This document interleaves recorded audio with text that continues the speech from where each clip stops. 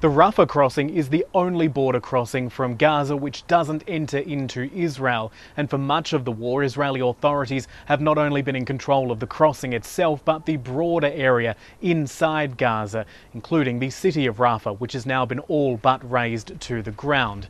Israeli authorities have been widely criticised for not reopening the crossing since the fragile ceasefire in Gaza took force around 7 weeks ago, particularly considering that the opening of crossings was a key part of Donald Trump's 20-point peace plan for Gaza.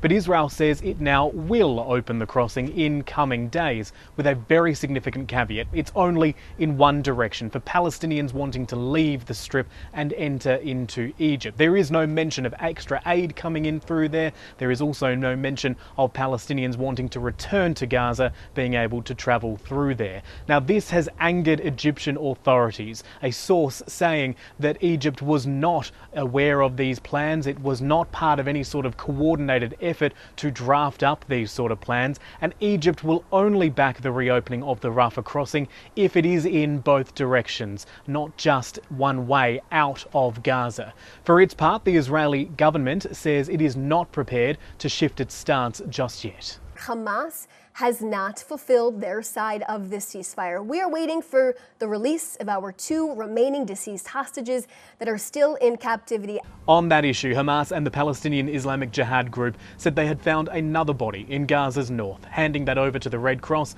and then on to Israeli authorities. The remains will undergo testing at the National Forensic Center in Tel Aviv.